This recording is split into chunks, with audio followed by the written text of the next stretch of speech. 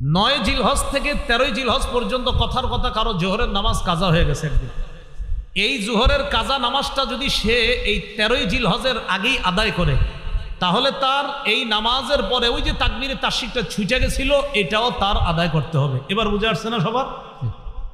এই হলো আপনার পঞ্চম আমল জিলহজ মাস। জিলহজ মাসের 6 নম্বর আমল কোরবানির দিন কোরবানি করা তথা 10ই জিলহজ কোরবানি করা। 10ই জিলহজ নফল এবাদতের মধ্যে তথা ফরজ এবাদতের পরে, ফরজ এই জায়গায় নফল মানে উদ্দেশ্য আবার কোরবানি নফল এমন না, ফরজ এবাদতের পরে 10ই জিলহজ রক্ত প্রবাহিত করা আল্লাহর কাছে সবচাইতে শ্রেষ্ঠ এবাদত। আল্লাহর জন্য রক্ত প্রবাহিত করা তথা কোরবানি দেওয়া, এই হলো আপনার 6 নম্বর আমল জিলহজ মাসে। জিলহজ মাসের 7 নম্বর আমল সবচাইতে গুরুত্বপূর্ণ আমল, সেটা হলো যাদেরকে আল্লাহ সামর্থ্য দিয়েছে তারা হজ করা। সূরা আলী ইমরানের 97 নম্বর আয়াতে আল্লাহ পাক রব্বুল আলামিন বলেন, ওয়ালিল্লাহি আলান নাসি হিজ্জুল বাইতি মান ইসতাতা ইলাইহি সাবিলা। যারা কাবা পর্যন্ত পৌঁছার সামর্থ্য রাখে, যাদেরকে আল্লাহ এই পরিমাণ সামর্থ্য দান করেছে যে তারা প্রয়োজনের অতিরিক্ত অর্থ সম্পদ দিয়ে কাবায় গিয়ে আবার দেশে ফিরে আসার সামর্থ্য রাখে, তাদের জন্য আল্লাহকে খুশি করার জন্য এদের উপর হজ করা ফরজ। হাদিসে কুদসির মধ্যে আল্লাহ পাক রব্বুল আলামিন বলেন, সহিহ ইবনে হিব্বান হাদিসের কিতাবে আসছে, আল্লাহ পাক রব্বুল আলামিন বলেন, ইন্না আবদান সাহহাহতু লাহু জিসমা ওয়া ওয়াসসা'তু আলাইহি ফিল মাঈশা তামজি আলাইহি খামসাতু আ'ওয়াম লা ইয়াফিদু ইলাইয়া লামাহরুম। আল্লাহ বলেন, আমি যাকে সুস্থ রাখলাম আর যাকে এই পরিমাণ সামর্থ্য দান করলাম যে আমার ঘর পর্যন্ত আসার সামর্থ্য আমি তাকে দিয়েছি, এইভাবে 5 বছর কেটে গেছে সে আমার ঘরে হজ করতে আসে না। কোনো বান্দার শরীর সুস্থ রাখলাম, তাকে আমি এই পরিমাণ সামর্থ্য দিছি যে সে হজ করতে পারত, 5 বছর হয়ে গেছে সে হজ করে না। আল্লাহ বলেন লামাহরুম, সে হতবাগা, সে কপাল পোড়া, সে বঞ্চিত। হজ ফরজ হয়েছে, আসে না, কয় বছর হয়ে গেছে? 5 বছর। যাবো যায় না, 5 বছর হয়েছে। আল্লাহ কয় তাকে সামর্থ্য দিলাম, আমি তাকে সামর্থ্য দান করলাম। আল্লাহ তাআলা বলছেন আমি তাকে সামর্থ্য দিলাম, সুস্থ রাখলাম, এরপরে আমার কাছে আসে না 5 বছর, সে বঞ্চিত, সে হতবাগা, সে কপাল পোড়া। যাদেরকে হজের সামর্থ্য আল্লাহ দিয়েছেন তারা যেন অতি দ্রুত হজ সম্পাদন করতে পারে, আল্লাহ তৌফিক দান করেন। আমি আপনাদের সামনে সূরাতুত তাওবার 36 নম্বর আয়াতে কারিমা তেলাওয়াত করলাম। আয়াতে আল্লাহ পাক রব্বুল আলামিন বলেন, ইন্না ইদ্দাতাশ শুহুরি ইনদাল্লাহি 12 শাহরান ফি কিতাবিল্লাহ ইয়াওমা খালাকাস সামাওয়াতি ওয়াল আরদ মিনহা আরবাআতুন হুরুম।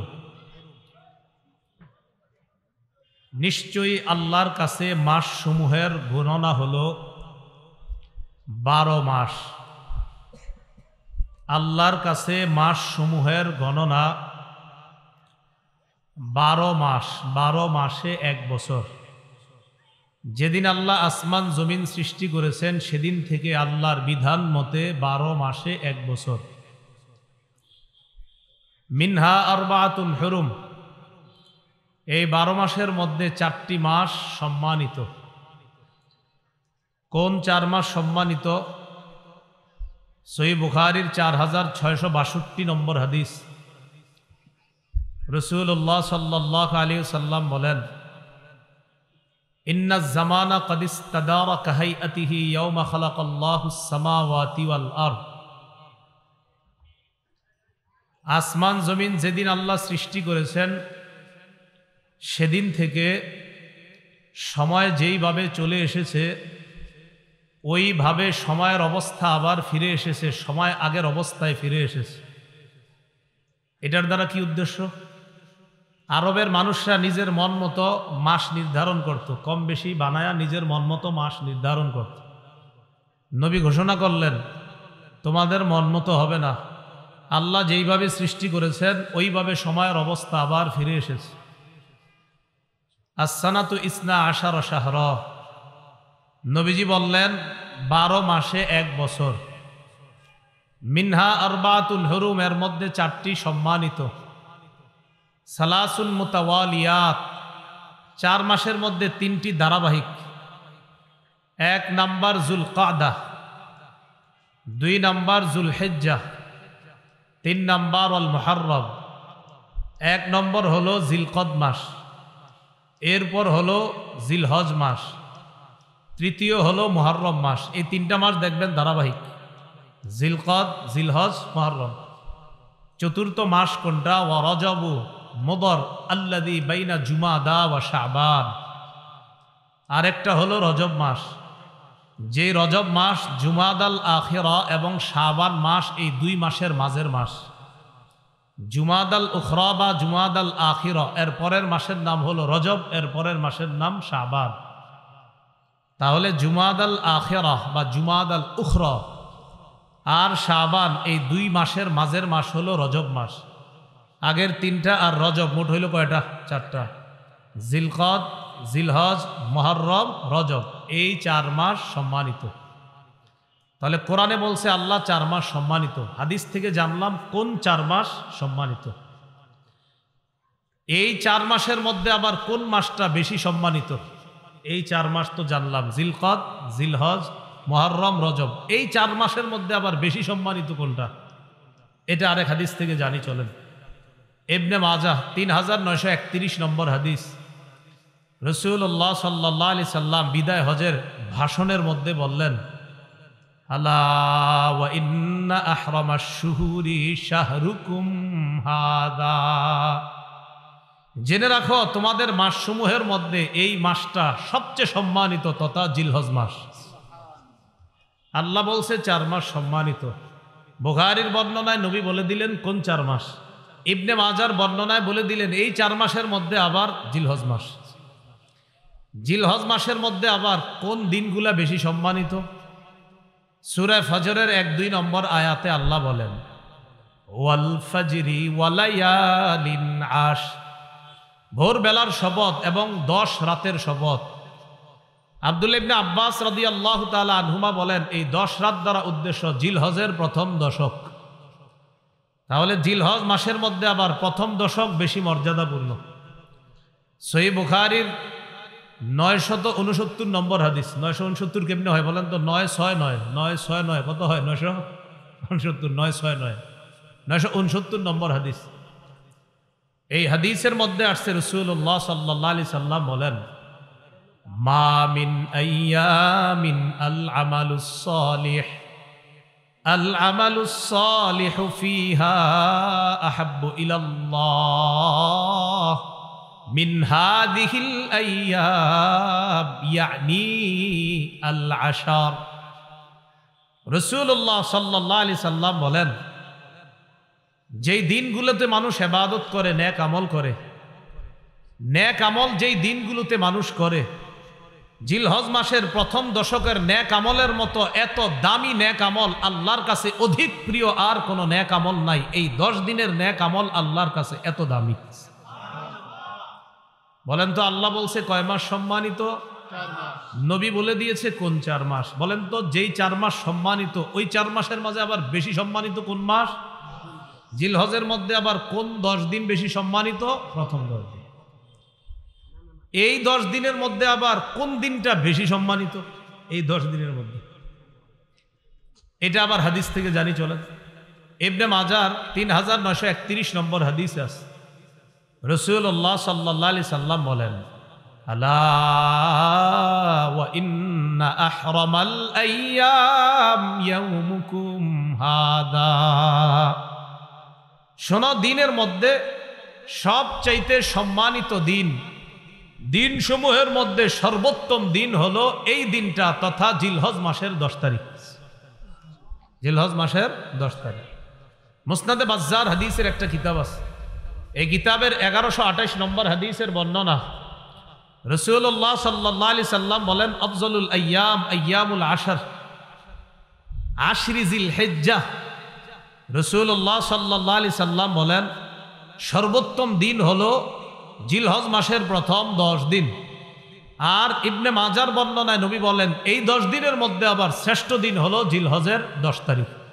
এবার ঠান্ডা মাথায় একটু শুনেন, সূরা তাওবার 36 নম্বর আয়াতে আল্লাহ বলেন 4টি মাস সম্মানিত।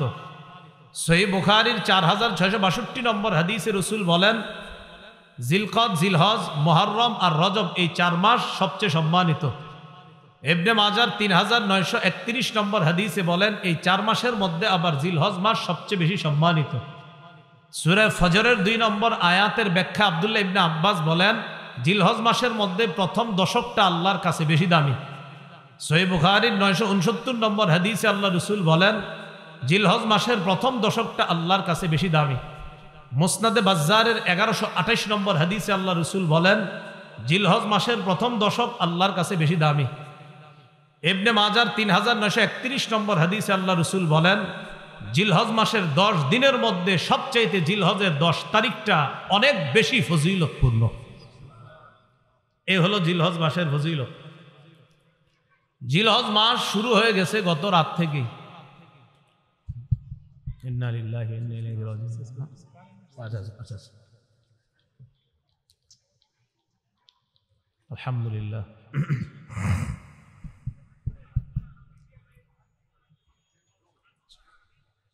আল্লাহ, তো বলছিলাম জিলহজ মাস, এই জিলহজ মাসের ফজিলত আমরা জানলাম, জিলহজ মাসের গুরুত্ব আমরা জানলাম।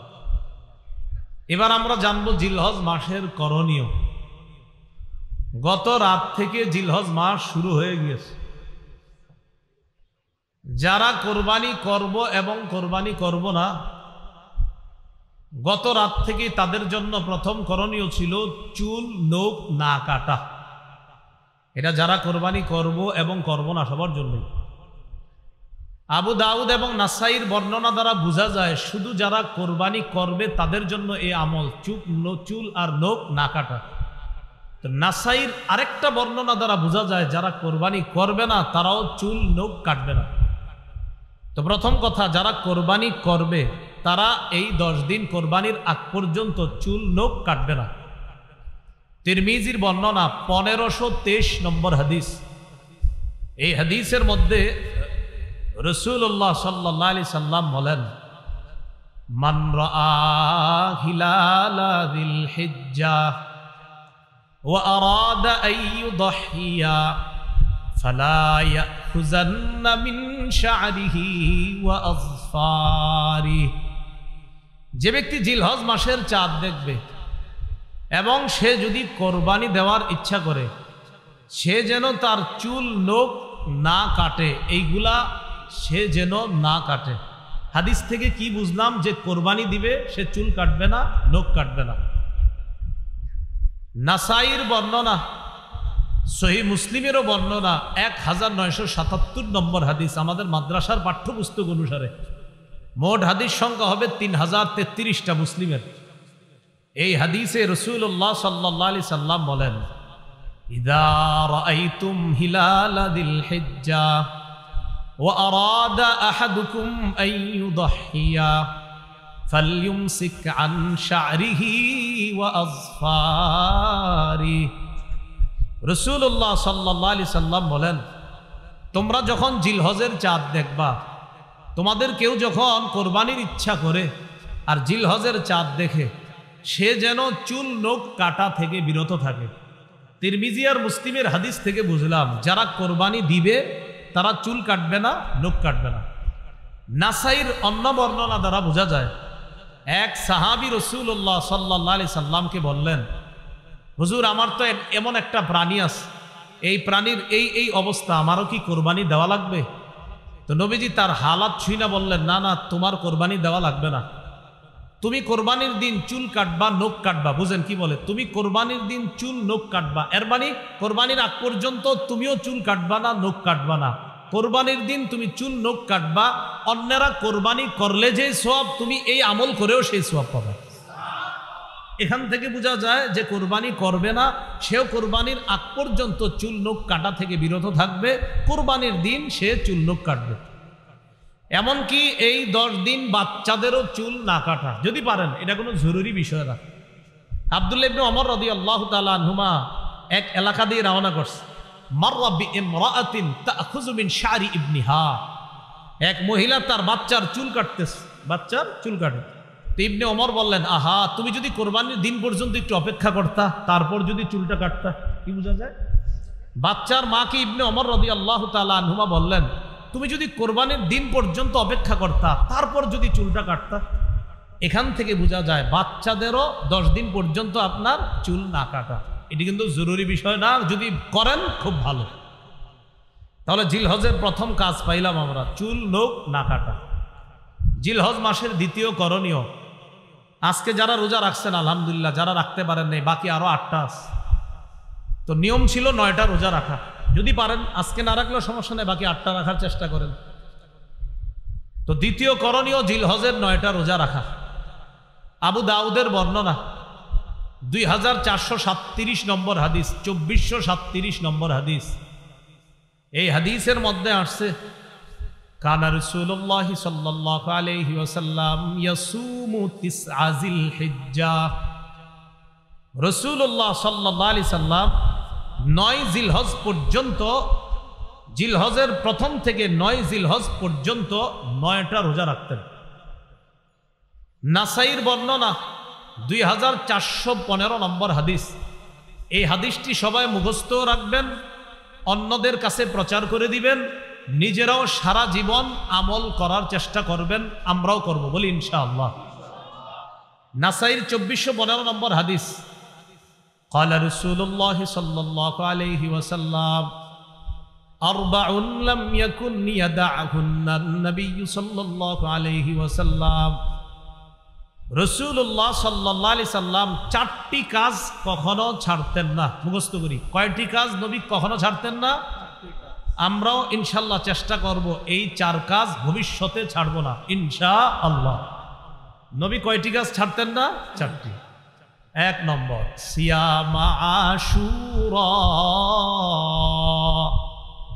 মুহররমের 10 তারিখের রোজা রাসূলুল্লাহ সাল্লাল্লাহু আলাইহি সাল্লাম কখনো ছাড়তেন না। 2 নম্বর, ওয়াল আশার, জিলহজের প্রথম দশকের রোজা রাসূলুল্লাহ সাল্লাল্লাহু আলাইহি সাল্লাম ছাড়তেন না। 3, ওয়া সালাসাতা আইয়ামিন মিন কুল্লি শাহ, প্রত্যেক মাসের 3টা রোজা, 13, 14, 15 আরবি মাসের এই 3 রোজা রাসূল ছাড়তেন না। 4 নাম্বার, ওয়া রাকাআতাইনি ক্বাবলাল গাদাত, ফজরের নামাজের আগের 2 রাকাত সুন্নত রাসূল সাল্লাল্লাহু আলাইহি সাল্লাম কখনো ছাড়তেন না। এবার আমরা সবাই একটু চর্চা করি, বলেন তো কয় আমল নবীজি কখনো ছাড়তেন না? সাহস করে বলে ফেলেন তো। 1 নাম্বার, মাশাআল্লাহ, 1 নাম্বার মুহররমের 10 তারিখের রোজা, 2 নাম্বার জিলহজের প্রথম দশকের রোজা, 3 নাম্বার মাসে 3টা রোজা, 4 নাম্বার ফজরের আগের 2 রাকাত সুন্নত। আচ্ছা আমরা একটু বলি, বললে মনে থাকবে। বলেন, 1 নম্বর মুহররমের 10 তারিখের রোজা, 2 জিলহজের প্রথম দশকের রোজা, 3 প্রত্যেক আরবি মাসের 3টি রোজা, 4 ফজরের আগের 2 রাকাত সুন্নত। এই 4টা আমল রাসূল সাল্লাল্লাহু আলাইহি সাল্লাম কখনো ছাড়তেন না। যাই হোক, জিলহজ মাসের দ্বিতীয় আমল পাইলাম 9টি রোজা রাখা। আজকে যারা রাখছেন আলহামদুলিল্লাহ, বাকিগুলাও রাখবেন। যারা রাখতে পারেন নাই, বাকিগুলা রাখলে সওয়াব আছে, ফজিলত আছে, কোনো সমস্যা নাই, রাখেন।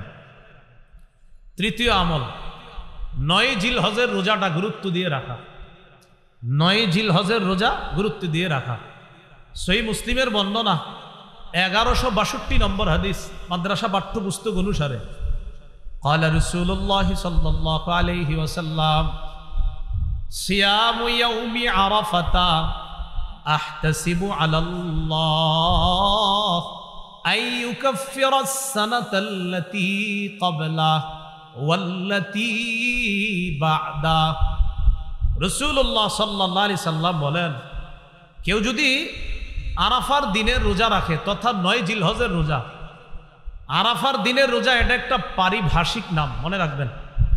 আরাফার দিনের রোজা এটা একটা পরিভাষা, উদ্দেশ্য 9 জিলহজের রোজা। 9 জিলহজের রোজা যদি কেউ রাখে, রাসূলুল্লাহ সাল্লাল্লাহু আলাইহি সাল্লাম বলেন, আমি আশাবাদী তার আগের 1 বছর এবং পরের 1 বছর, মোট 2 বছরের গুনাহ মাফ। এই হলো জিলহজের তৃতীয় আমল। তাহলে তৃতীয় আমলটা করার সুযোগ কি শেষ না এখনো আছে? আছে। জিলহজের চতুর্থ আমল, জিলহজ মাসে বেশি বেশি তাসবিহ পড়া, জিকির করা। মুসনাদে আহমদের বর্ণনা, قال رسول الله صلى الله عليه وسلم اكثروا فيهن من التكبير والتحميد والتهليل। রাসূলুল্লাহ সাল্লাল্লাহু আলাইহি সাল্লাম বলেন, জিলহজ মাসে বেশি বেশি আল্লাহু আকবার বলবা, বেশি বেশি সুবহানাল্লাহ পড়বা, বেশি বেশি লা ইলাহা ইল্লাল্লাহ পড়বা, বেশি বেশি আলহামদুলিল্লাহ পড়বা। উদ্দেশ্য হলো জিলহজ মাসে বেশি বেশি জিকির করা। জিকির করার জন্য অজুও করার প্রয়োজন নাই, চলতেছেন ফিরতেছেন দাঁড়িয়ে বসে শুয়ে জিকির করতে পারবেন। সূরা আলী ইমরানের 191 নম্বর আয়াতে আল্লাহ বলেন, জ্ঞানী হলো তারা আল্লাযীনা ইয়াযকুরুনাল্লাহা কিয়ামা ওয়া কুউদান ওয়া আলা জুনুবিহিম। আল্লাহ বলেন জ্ঞানী তারা যারা দাঁড়িয়ে আল্লাহকে স্মরণ করে, আল্লাহর জিকির করে, ওয়া কুউদা যারা বসে আল্লাহকে স্মরণ করে, ওয়া আলা জুনুবিহিম যারা শুয়ে শুয়ে আল্লাহকে স্মরণ করে, জিকির করে। তাহলে জিলহজ মাস ছাড়াও জিকির করব, বাকি জিলহজ মাসে খুব বেশি পরিমাণে জিকির করার চেষ্টা করব, আল্লাহ তৌফিক দান করেন। জিলহজ মাসের 5 নম্বর আমল, 9 জিলহজ ফজর নামাজ থেকে নিয়ে 13ই জিলহজ আসর পর্যন্ত মোট 23 ওয়াক্ত নামাজের পরে পড়ি একবার মহব্বতে আল্লাহু আকবার, আল্লাহু আকবার, লা ইলাহা ইল্লাল্লাহু ওয়াল্লাহু আকবার।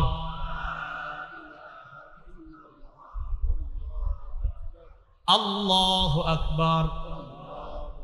কি বলছি বুঝে আসছে? লা ইলাহা ইল্লাল্লাহু ওয়াল্লাহু আকবার, আল্লাহু আকবার ওয়ালিল্লাহিল হামদ। আল্লাহু আকবার, আল্লাহু আকবার, লা ইলাহা ইল্লাল্লাহু ওয়াল্লাহু আকবার, আল্লাহু আকবার ওয়ালিল্লাহিল হামদ। 9 জিলহজ ফজর থেকে নিয়ে 13ই জিলহজ আসর পর্যন্ত পুরুষরা উচ্চ আওয়াজে একবার, নারীরা নিম্ন আওয়াজে একবার পাঠ করবে।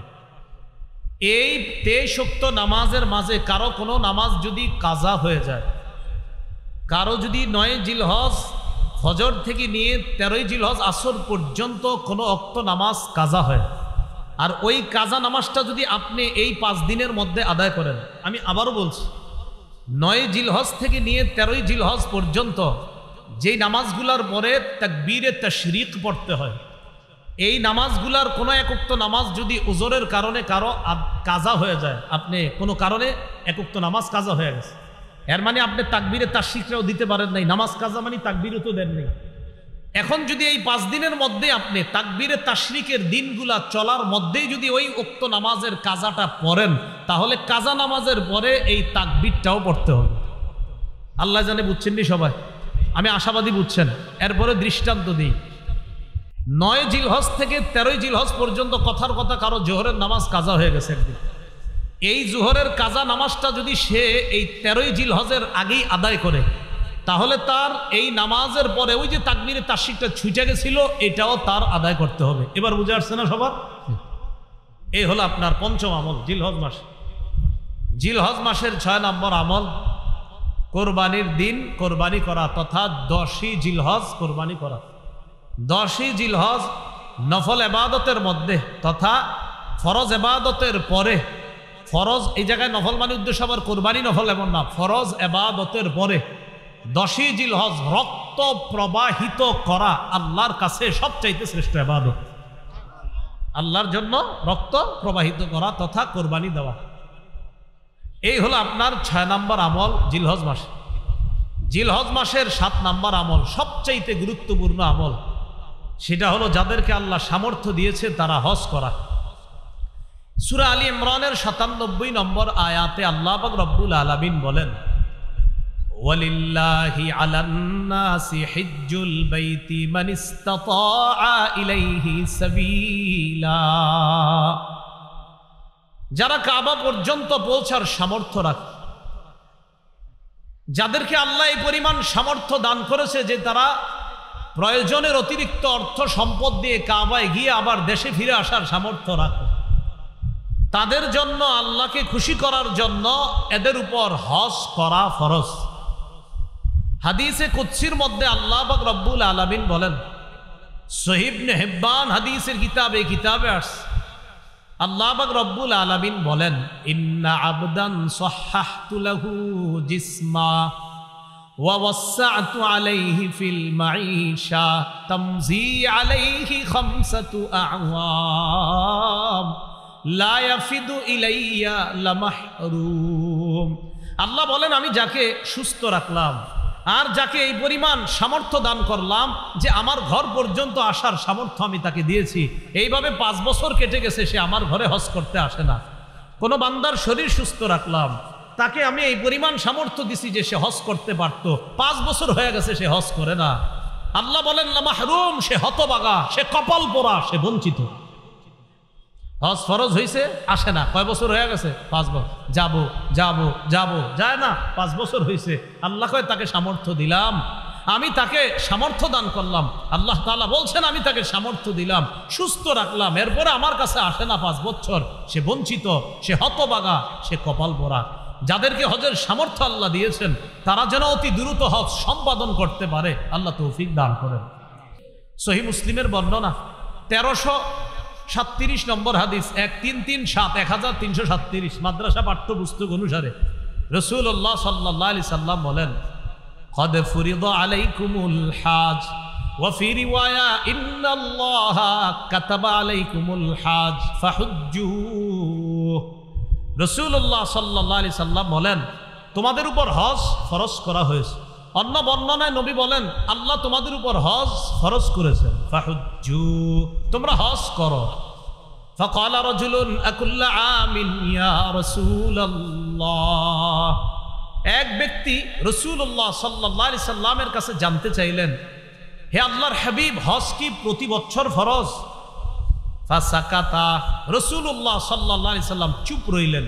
নবী বললেন, তোমাদের উপর হজ ফরজ করা হয়েছে যাদের সামর্থ্য আছে, অতএব তোমরা হজ করো। একজন প্রশ্ন করলেন, হুজুর হজ কি প্রতি বছর ফরজ? নবীজি চুপ রইলেন। হাত্তা ক্বালাহা সালাসা, এই প্রশ্নটা তিনি 3 বার করলেন। এরপর নবী বললেন, লাউ কুলতু নাআম লাওয়াজাবাত ওয়ালামাসতাতাতুম, আমি যদি তোমার প্রশ্নের জবাবে বলতাম হ্যাঁ, তুমি যে আমারে 3 বার প্রশ্ন করলা প্রতি বছর হজ ফরজ কিনা, আমি যদি বলে ফেলতাম হ্যাঁ, তাহলে প্রতি বছর সামর্থ্যবানদের জন্য হজ ফরজ হয়ে যেত, আর এটা তোমরা করতে পারতা না। কেন তোমরা আমাকে এত প্রশ্ন করো? যারুনি মা তারাকতুকুম, আমি যতটুকু বলি এতটুকু মেনে নাও, তোমরা বেশি প্রশ্ন করবা না। ফাইন্নামা হালাকা মান কানা ক্বাবলাকুম বিকাসরাতি সুআলিহিম ওয়া ইখতিলাফিহিম আলা আমবিয়াইহিম, তোমাদের পূর্ববর্তী জাতি বেশি প্রশ্ন করার কারণে আর নবীদের সাথে বেশি মতভেদ করার কারণে ধ্বংস হয়ে গেছে। আমারে এত প্রশ্ন করবা না, বলছি হজ ফরজ, এত প্রশ্ন কেন করো? প্রত্যেক বছর হজ ফরজ, আমি নবী যদি বলে ফেলতাম হ্যাঁ, সামর্থ্যবানরা প্রতি বছর হজ করা লাগতো, আর এটা কষ্টকর হয়ে যেত। আবু দাউদের বর্ণনা 1721 নম্বর হাদিস, রাসূলুল্লাহ সাল্লাল্লাহু আলাইহি সাল্লামের একজন সাহাবী নাম আকরা ইবনে হাবিস, আকরা ইবনে হাবিস সাআলান নবী সাল্লাল্লাহু আলাইহি ওয়াসাল্লাম আল হজ্জু ফি কুল্লি সানাতিন আও মাররাতান ওয়াহিদা। রাসূলুল্লাহ সাল্লাল্লাহু আলাইহি সাল্লামের কাছে প্রশ্ন করলেন, হুজুর হজ কি প্রতি বছর ফরজ নাকি একবার জীবনে? নবীজি সাল্লাল্লাহু আলাইহি সাল্লাম জবাব দিলেন, বাল মাররাতান ওয়াহিদা, না, সামর্থ্যবানদের জন্য জীবনে একবার হজ ফরজ, প্রতি বছর না, বরং জীবনে কয়বার হজ ফরজ? একবার, সামর্থ্যবানদের জন্য হজ ফরজ। এরপর নবী বললেন, ফামান যাদা ফাহুয়া তাতাওউন, কেউ যদি একবারের বেশি হজ করে এটা নফল হবে, কেউ যদি একবারের বেশি হজ করে এটা কি হবে? নফল। হলো আপনার হজের ফরজিয়ত, যাদেরকে সামর্থ্য দিছে তারা হজ করা। ভাই, যাদের সামর্থ্য আছে তাড়াতাড়ি হজ করেন, ইবনে মাজার বর্ণনা 2883 নম্বর হাদিস, 2883, 2883।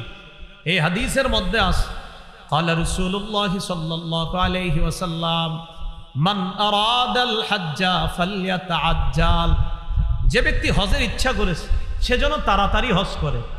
ফাইন্নাহু ক্বাদ ইয়ামরাদুল মারিদ, হতে পারে সে অসুস্থ হয়ে যাবে, এই বেটা অসুস্থ হয়ে যেতে পারে হজ করেন না করার কারণে, এমন হয়ে যেতে পারে যে তার সামর্থ্য আছে হজে যাবে, যায় না, আগামী বছর যাব, যায় না, আগামী বছর যাব, যায় না। নবী কয়, আরে তুমি তো অসুস্থ হয়ে যেতে পারো। ওয়া তাদিল্লুদ দাল্লা, বাহন হারিয়ে যেতে পারে। ওয়া তারিদুল হাজা, প্রয়োজন এসে যেতে পারে, তখন আর তুমি হজ করতে চাইলেও করতে পারবা না। দেখেন করোনার আগে অনেক মানুষ হজের টাকা জমাইছে, করোনা আসলো হজ বন্ধ করে দিল, যেতে পারলো না, আত্মীয় স্বজন বিপদে পড়লো, তাদেরকে টাকা বিলিয়ে দিল। দেখেন নবী বলছে প্রয়োজন যে কখন আসবে তুমি কিন্তু জানো না, তাই হজের ইচ্ছা করলে তাড়াতাড়ি হজ করে ফেলো। আমরা কি কেউ জানতাম করোনা আসবে? তাহলে দেখেন, এই জন্য যাদের হজ ফরজ ভাই হজটা করে ফেলেন। আব্দুল্লাহ ইবনে আব্বাস রাদিয়াল্লাহু তাআলা আনহুমার বর্ণনা, সহিহ ইবনে খুজাইমার বর্ণনা, রাসূলুল্লাহ সাল্লাল্লাহু আলাইহি সাল্লামের এই বিশিষ্ট সাহাবী বলেন, তাআজ্জালু ইলাল হাজ্জি ইয়ানি আল ফরিদা, তোমরা তাড়াতাড়ি হজ করো। ফাইন্না আহাদাকুম লা ইয়াদরি মা ইয়ারিদু লা, তোমাদের কেউ জানে না কোন প্রয়োজন তার সামনে এসে যেতে পারে, তাই প্রয়োজন আসার আগে হজ আদায় করে ফেলো। বলেন তো হজে গেলে আল্লাহর একটা শ্রেষ্ঠ ঘর দেখতে পাই, এটাকে কি বলে? কাবা। বলেন কি বলে? কাবা। রাসূলুল্লাহ সাল্লাল্লাহু আলাইহি সাল্লামের সাহাবী আব্দুল্লাহ ইবনে ওমর রাদিয়াল্লাহু তাআলা আনহুমার বর্ণনা, তিনি বলেন, মুসান্নাফ আব্দুর রাজ্জাক নামে হাদিসের একটা কিতাব আছে, 8817 নম্বর হাদিস।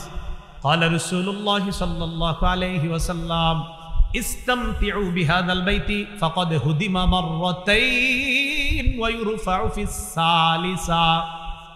রাসূলুল্লাহ সাল্লাল্লাহু আলাইহি সাল্লাম বলেন, হজ উমরার মাধ্যমে এই কাবা ঘরের থেকে তোমরা তাড়াতাড়ি উপকৃত হও, হজের মাধ্যমেও কাবার থেকে উপকৃত হও, উমরায় যে কাবার দ্বারা উপকৃত হও।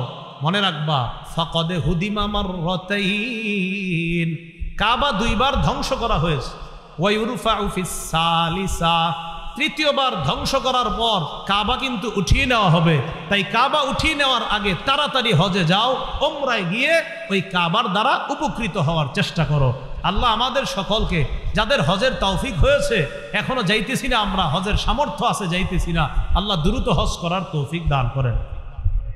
ওমর ইবনুল খাত্তাব রাদিয়াল্লাহু তাআলা আনহুর বর্ণনা, তাফসীর ইবনে কাসীরের মধ্যে মুহাম্মদ ইবনে কাসীর রাহমাতুল্লাহি আলাইহি এই বর্ণনাটা আনছেন। তিনি বলেন, ক্বালা ওমর ইবনুল খাত্তাব রাদিয়াল্লাহু তাআলা মান আতাকাল হাজ্জা ফালাম ইয়াহুজ্জা ফাসাওয়াউন আলাইহি আইয়ামুতা ইয়াহুদিয়ান আও নাসরানিয়া।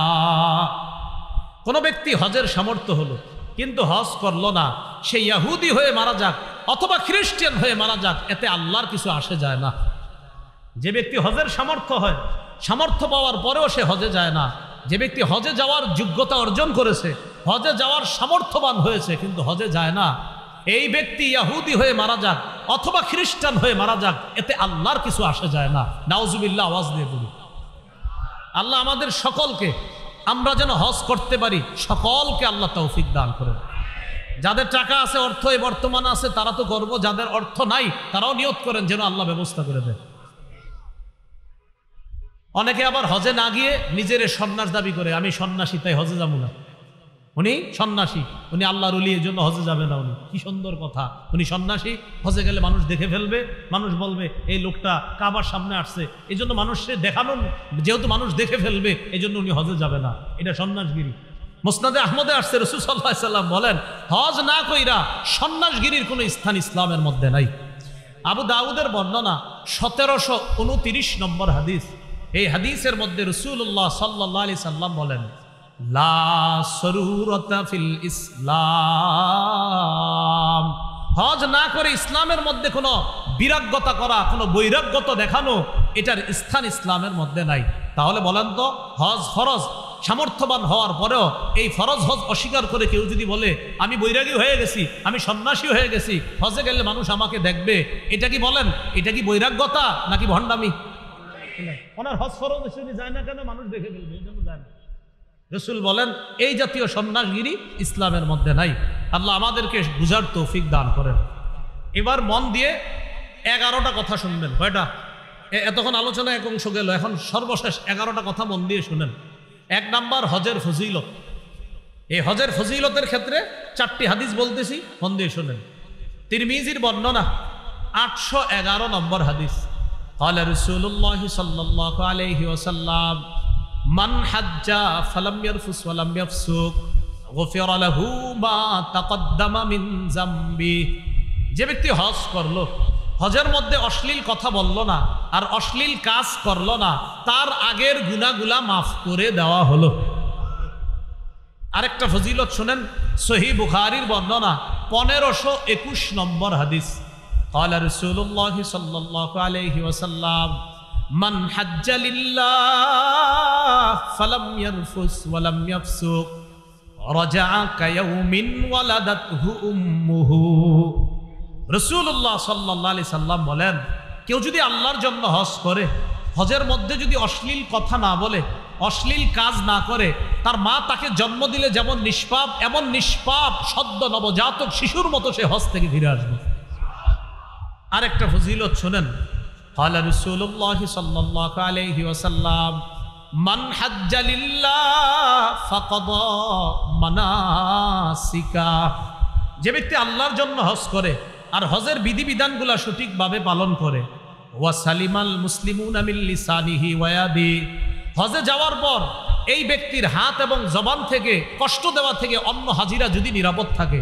আপনি হজে গেলেন, আমি হজে গেলাম, যাওয়ার পর আমার জবানের কষ্ট দেওয়া আর আমার হাতের কষ্ট দেওয়া থেকে অন্য মুসলমান, অন্য হাজি যদি নিরাপদ থাকে, গুফিরা লাহু মা তাকদ্দামা মিন যামবি।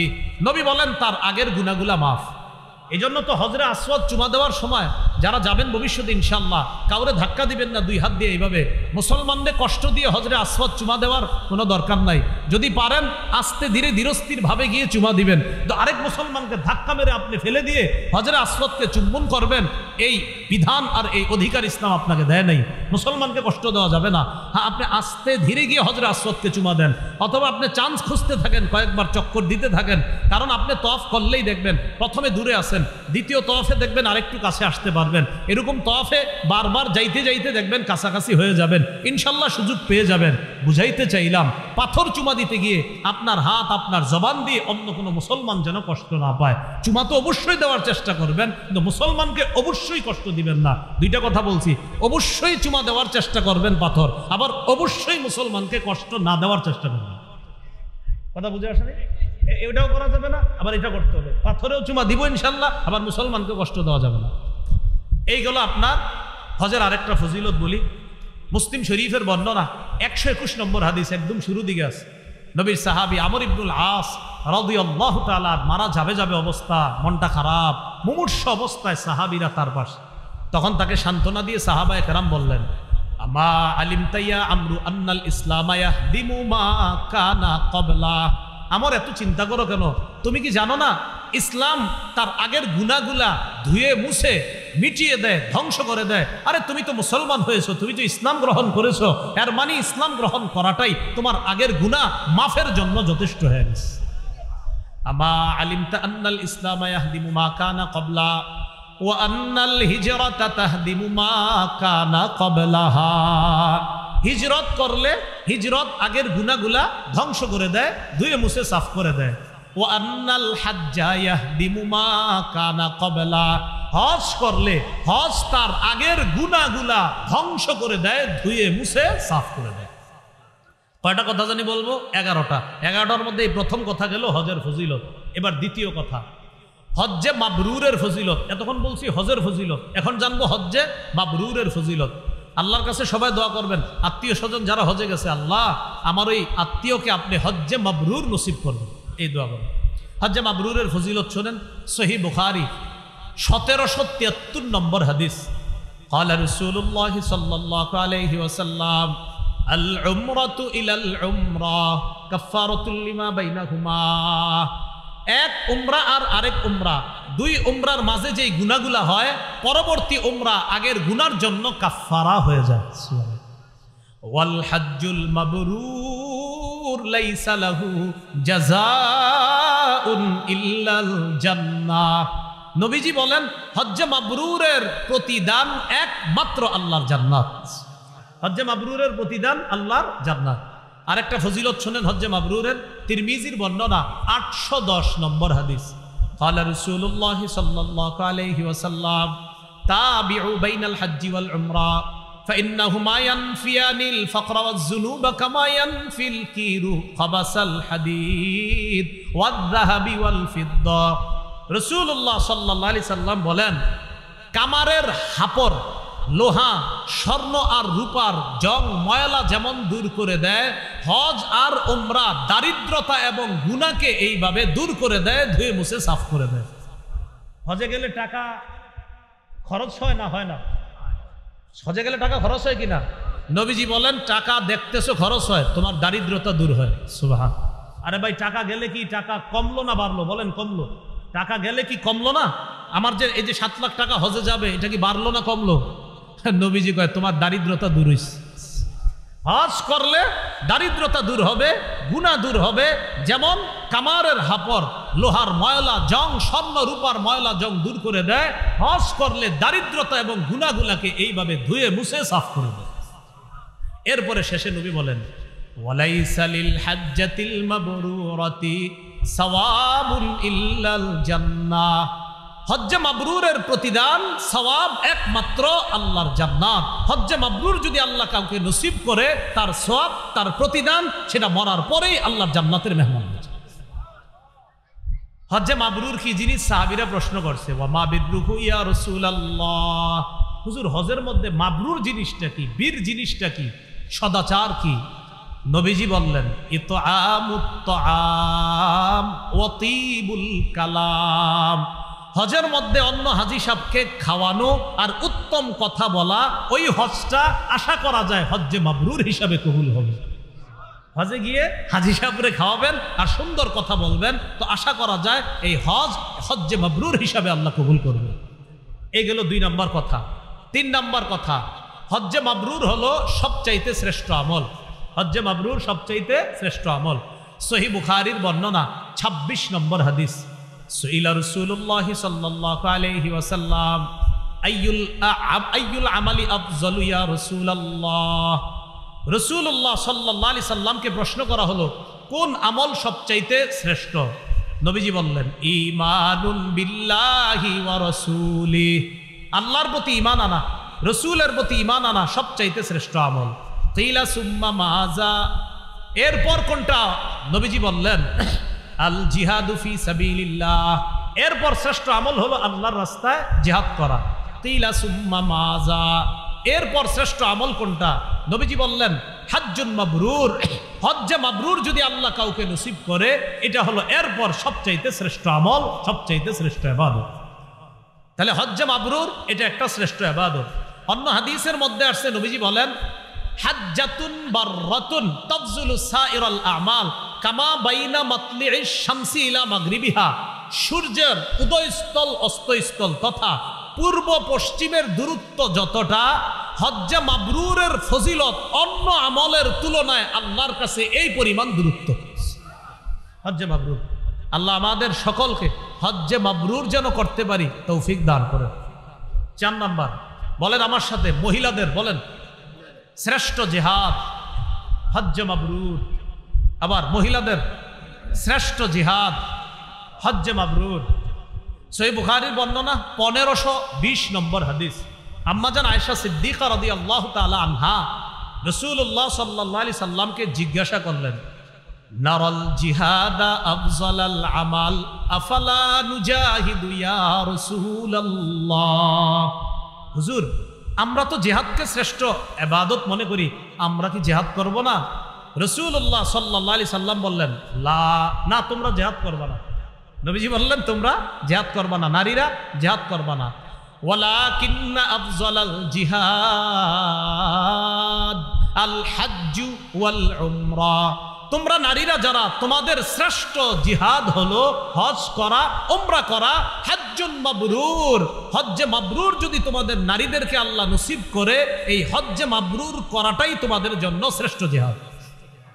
তাহলে নারীদের জন্য শ্রেষ্ঠ জিহাদ কি করা? হজ্জে মাবরুর।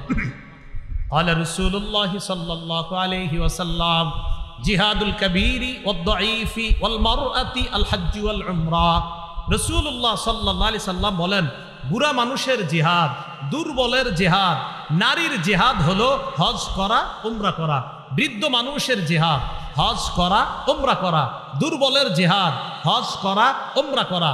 ছোট মানুষের, আপনার বৃদ্ধের জিহাদ, নারীর জিহাদ হলো হজ করা, উমরা করা। এবার একটা মজার হাদিস বলি আপনাদেরকে। এক ব্যক্তি রাসূলুল্লাহ সাল্লাল্লাহু আলাইহি সাল্লামের কাছে আসছে, আসার পরে বলে, ইন্নী জাবানুন ওয়া ইন্নী দাঈফুন। হুজুর আমি ভীরু, আমি দুর্বল, আমি তো জিহাদ করতে পারি না। হুজুর এমন জিহাদ আসেনি যে জিহাদ, আমি দুর্বল মানুষ কিন্তু আমি তো জিহাদে যাইতে ভয় পাই, আমার আসলেই দুর্বলতা, আমি কি করব হুজুর? নবীজি বললেন, তোমার জন্য একটা জিহাদ আছে। সুবহানাল্লাহ। হালুম্মা ইলাল জিহাদিলা শাওকাতা ফি। আসো তুমি এমন জিহাদের দিকে যে জিহাদে কোনো অস্ত্র শস্ত্রের প্রয়োজন হয় না, শত্রুর প্রয়োজন হয় না। এটা হলো আল হাজ্জু, হজ করা। তুমি হজ করলেই জিহাদের সওয়াব পাবে। ওই উনি দুর্বল ছিলেন, তো নবী বুঝাইলেন, তোমার মতো দুর্বল যারা, তোমাদের জিহাদ হলো হজ করা। এইগুলো আজকের আমার শেষ দিকের যে 11টা কথা বলবো, এর 4 নাম্বার কথা, নারীদের জিহাদ, দুর্বলের জিহাদ এবং বৃদ্ধ মানুষের জিহাদ, হজ করা, উমরা করা। আল্লাহ আমাদের সকলকে কথাগুলো বুঝার তৌফিক দান করেন। যাদের বৃদ্ধ বাবা আছে, দেখেন না যদি শক্তি সামর্থ্য থাকে হজ করাইতে পারেন কিনা, আল্লাহ তৌফিক দান করেন। 5 নাম্বার কথা একটু বলেন আমার সাথে, হাজি সাহেব, উমরা আদায়কারীগণ, তাদের দোয়া আল্লাহ কবুল করেন। ইবনে মাজার বর্ণনা 2892, 2893 এই 2 হাদিসের মধ্যে আছে, قال رسول الله صلى الله عليه وسلم الحجاج والعمار وفد الله। আরেক বর্ণনায় আল গাজী ওয়াল হাজ ওয়াল মুতামির ওয়াফদুল্লাহ। আরেক বর্ণনায় ওয়াফদুল্লাহি সালাসা আল গাজী ওয়াল হাজ ওয়াল মুতামির। রাসূলুল্লাহ সাল্লাল্লাহু আলাইহি সাল্লাম বলেন, 3 ব্যক্তি আল্লাহর প্রতিনিধি। বলেন কয় ব্যক্তি আল্লাহর প্রতিনিধি? আবার কয় ব্যক্তি আল্লাহর প্রতিনিধি? বলেন 1 মুজাহিদ, 2 হাজি সাহেব, 3 উমরা আদায়কারী। নবীজি বলেন, ইনিস্তাগফারুহু গফারা লাহুম। তারা আল্লাহর কাছে ক্ষমা চাইলেই আল্লাহ মাফ করে দেয়। পরের বর্ণনায় নবী বলেন, দাআহুম ফাআজাবু। দেখেন কি বলে, আল্লাহ তাদেরকে ডেকেছে, তারা সাড়া দিয়েছে। সাআলুহু ফাআতাহুম। তারা আল্লাহর কাছে চেয়েছে, আল্লাহ তাদেরকে দিয়েছে। এবার দেখেন, আল্লাহ ডেকেছে, তারা গিয়েছে, তারা চেয়েছে, আল্লাহ দিয়েছে। আবার বলি আমি, দাআহুম ফাআজাবুহু সাআলুহু ফাআতাহুম।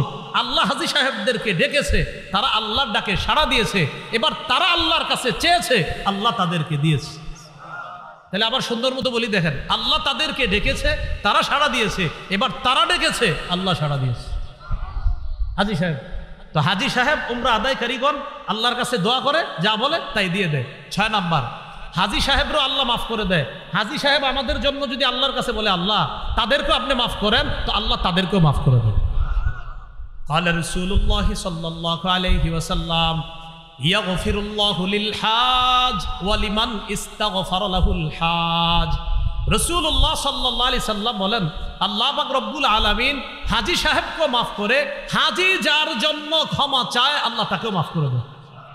তাহলে আমরা যারা হজে গিয়েছে তাদেরকে ফোন করে এই কথা বলা যে আমার জন্য আপনি আল্লাহর কাছে দোয়া করবেন, কারণ হাজী যার জন্য দোয়া করবে আল্লাহ তাকেও মাফ করে দিবেন। এগুলো 6 নম্বর কথা। 7, হজে গেলে কষ্ট হয়, হজে গেলে খরচ হয়। হজে গেলে কষ্ট হয়, হজে গেলে খরচ হয়।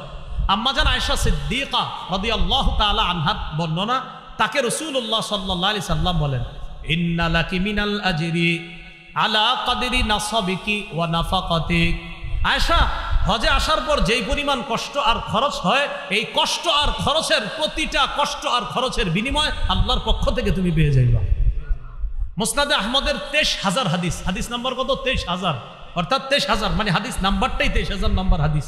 এই হাদিসে আসছে রাসূলুল্লাহ সাল্লাল্লাহু আলাইহি সাল্লাম বলেন, আর নাফাকাতু ফিল হজ কান নাফাকাতি ফি সাবিলিল্লাহ, হজের মধ্যে খরচ করা জিহাদের ময়দানে খরচ করার মতো। কেমন? কয় বিসাবিই মিআতিন, 700 গুণ পর্যন্ত আল্লাহ বাড়ায়া দেয়। কয়শো গুণ পর্যন্ত আল্লাহ বাড়ায়া দেয়? 700 গুণ পর্যন্ত। এই জন্য হজে গিয়ে খরচ করলে এটা লস নাই, লাভ। 8 নাম্বার কথা, হজে যাওয়ার সময় যদি কেউ মারা যায়, কিয়ামত পর্যন্ত তার আমল নামায় হাজী সাহেবের সওয়াব লেখা হবে। ক্বালা রাসূলুল্লাহ সাল্লাল্লাহু আলাইহি ওয়াসাল্লাম, মান খারাজা হাজ্জান ফামাতা কুতিবা লাহু আজরুল হাজ্জ ইলা ইয়াউমিল কিয়ামা। যে ব্যক্তি হজের উদ্দেশ্যে বের হয় আর যদি সে মারা যায়, কিয়ামত পর্যন্ত তার আমল নামায় হাজী সাহেবের সওয়াব লিপিবদ্ধ করা হবে। ওয়া মান খারাজা মু'তামিরান ফামাতা কুতিবা লাহু আজরুল মু'তামিরি ইলা ইয়াউমিল কিয়ামা। যে ব্যক্তি উমরার উদ্দেশ্যে বের হয়, সে যদি মারা যায়, কিয়ামত পর্যন্ত তার আমল নামায় উমরা আদায়কারীর সওয়াব তার আমল নামায়ও লিপিবদ্ধ চলতে থাকবে কিয়ামত পর্যন্ত। ওয়া মান খারাজা গাজিয়ান ফামাতা কুতিবা লাহু আজরুল গাজি ইলা ইয়াউমিল কিয়ামা। কেউ যদি জিহাদের উদ্দেশ্যে ঘর থেকে বের হয় আর যদি সে মারা যায়, কিয়ামত পর্যন্ত মুজাহিদের সওয়াব তার আমল নামায় লিপিবদ্ধ চলতে থাকবে। একটা মজার হাদিস আপনাদেরকে শোনাই। রসুলের সব হাদিসই তো মজার। রসুল সাল্লাল্লাহু আলাইহি ওয়াসাল্লামের সব হাদিসই কি মজার। মাঝে মাঝে মজার বলি, মানে এটা বেশি মজা। সহিহ বুখারীর 1266, 1267। আরাফার ময়দানে নবীর পাশে এক সাহাবী। কোন জায়গায়? আরাফার ময়দানে। তো ওই জায়গায় এক সাহাবী নবীর পাশে। বাইনামা রাজুলুন ওয়াকিফুন মা রাসূলিল্লাহি সাল্লাল্লাহু আলাইহি ওয়াসাল্লাম বিআরাফা। এক ব্যক্তি আরাফার ময়দানে নবীর পাশে। ইদ ওয়াকা আন রাহিলাতি, লোকটা তার বাহন থেকে নিচে পড়ে ফাকসাতহু, ঘাড় মচকে লোকটা মারা গেছে। আমি আবার বলছি, আরাফার ময়দানে নবীর পাশে এক ব্যক্তি তার বাহন থেকে পড়ে গিয়ে ঘাড় মচকে মারা গেছে। মারা যাওয়ার পর এখন কি হবে? গোসল হবে, কাফন হবে। সাহাবায়ে কেরামকে নবী বললেন, ইগসিলুহু বিমাইন ওয়া সিদরিন, তাকে বড়ই পাতা গরম পানিতে বড়ই পাতা গরম করে তাকে গোসল দাও। 1, 2 ওয়াকাফিনুহু বিসাউবাইন, তাকে 2 কাপড় দিয়ে কাফন দাও। পুরুষে কয় কাপড় দিতে হয়? 3টা। তো তাকে কয়টা দিতে বললেন নবী? 2টা। 3 নাম্বার, ওয়ালা তুহান্নিতুহু, তাকে সুগন্ধি লাগাইবা না। 4 নাম্বার, ওয়ালা তুখাম্মিরু রাসাহু, তার মাথাটা ঢাকবা না।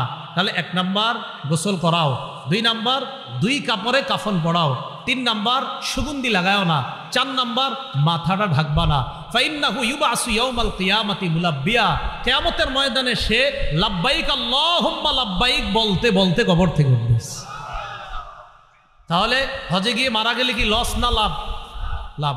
তাহলে বলেন হজে গিয়ে, বলেন হজে গিয়ে বেঁচে গেলে লাভ, মরে গেলেও লাভ। বলেন বেঁচে গেলে নিষ্পাপ শিশু, মরে গেলে কিয়ামত পর্যন্ত সওয়াব, লস নাই। বাঁচলেও লাভ, মরলেও লাভ।